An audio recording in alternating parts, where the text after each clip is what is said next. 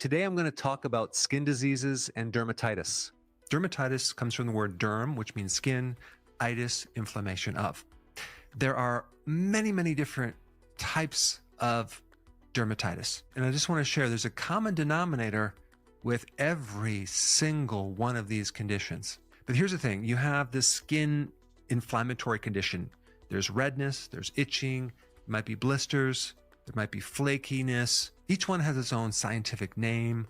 But in this video, I'm going to make this whole topic extremely simple, and I think it could be very useful for anyone who has any type of skin problems. I mean, you have contact dermatitis. Contact means you come in contact with it and you get some itchiness or some rash. And then you have something called atopic dermatitis. Then you have something that's called seborrheic dermatitis. And the derivation comes from a word that means discharge or flowing. And you have many different types of dermatitis. Lichen planus, impetigo, candida dermatitis, psoriasis, eczema. So you have all these very scientific sounding descriptions of various symptoms that revolve around your skin. But basically when it boils down to skin problems, you either have some type of reaction to something like an allergy reaction, or you have some type of immune reaction that's reacting to bacteria, a virus, a fungus, etc. Many of the symptoms from skin conditions are really coming from our own immune system that is reacting to something. So you can consider a lot of these conditions as an overreactive immune system. So what's the most common treatment? Steroids, topical or oral. It suppresses the immune system. And then of course, the next most common treatment is an antibiotic. So you kill only bacteria. And this is why many times you end up with a secondary infection, an overgrowth of candida, an overgrowth of fungus, mold, or yeast. What you need to know is the superficial part of your skin is a universe of bacteria, microbes, all different types. It's called commensal relationship, where they don't bother you, you don't bother them, and everything is just fine. And then the skin itself is a barrier, because right underneath the skin, you have a huge network of lymphatic tissue, blood vessels, capillaries, which is just filled with immune cells, ready to protect you against foreign invaders. So what's the common thread or problem in all of these conditions? They all seem to significantly respond in a positive way to taking vitamin D. For example, when you have hives from something called contact dermatitis, so you got this itchiness. Well, vitamin D inhibits the cells that make histamine. They're called mast cells. Vitamin D lowers the histamine response. Vitamin D is the main regulator or controller of your immune system. And even if you look at almost every single one of these skin problems are worse in the winter. What a coincidence, when we have the lowest amount of vitamin D. They're also worse under stress. It just so happens when you raise cortisol from stress, you deplete your vitamin D levels.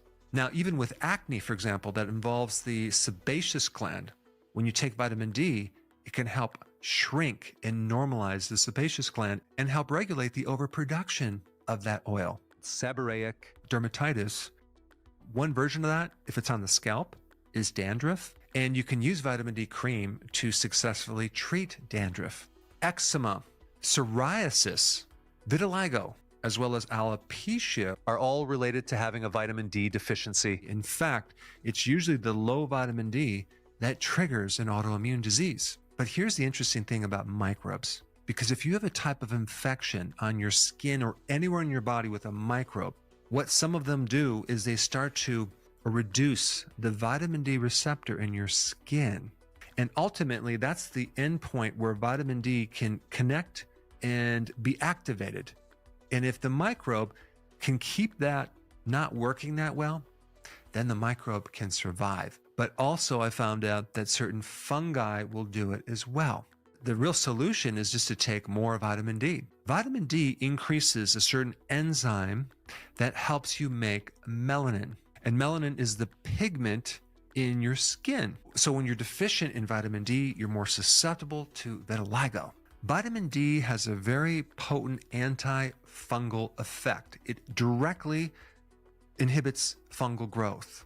from preventing the development of a fungal infection to preventing biofilms, which is a condition where you have microbes that start to develop these little calcium shells to help them evade the immune system. But vitamin D helps prevent the biofilms. Even when you don't have enough vitamin D, your skin becomes drier and less hydrated. And this whole area of dermatology seems to be very, very complex, but there's a common theme between almost every single skin disorder, and that would be a vitamin D deficiency.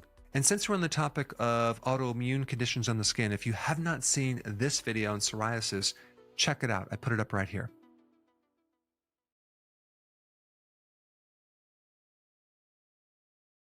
Hey, before you leave, I just wanted to give you a little quick history on some of the books that I wrote.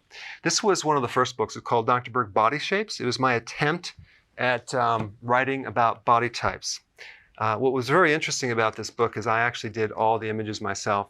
Don't ask me why. They look actually not quite as professional as some of the images that I have in the new book. But anyway, this is my first attempt right here called Dr. Berg's Body Shape Diets. And then I wrote a book more extensive called The 7 Principles of Fat Burning. I don't even have a copy anymore, actually, because it's outdated. The next book, I put about 1,000 hours into this one right here called The New Body Type Guide. Major updates on the body types. I put a lot of energy into this. It has professional images, graphics, all sorts of things. Now, the problem with this book is it doesn't really describe what this is really about. Body types are only a small portion of what's in this book. And that's why I changed the name to the Healthy Keto Plan, okay?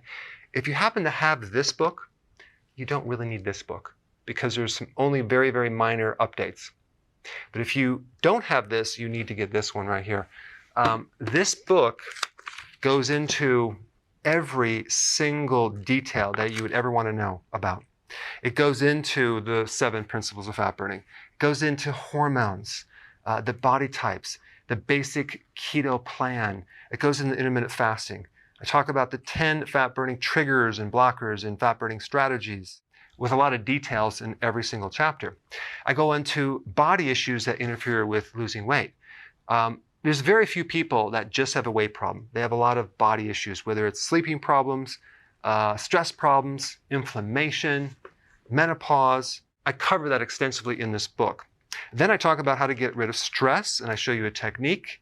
Then I get into exercising. And then I have a lot of really good recipes in this book as well. So this is a good reference guide. On my website, if you get this book, you get this one free. It's called Healthy Keto and Intermittent Fasting. This is the shortcut, quick guide to this book.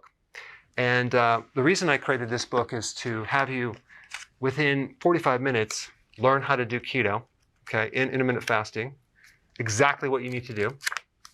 Then you can fill in the blanks with this book right here. So right now I'm doing a special. If you get this book, you get this one totally free, or you can go to Amazon and get these individually. So I just want to clarify the difference between this book and this updated one right here. If you don't have this, you need to get this right here. That way you can get the exact correct information to do it healthily.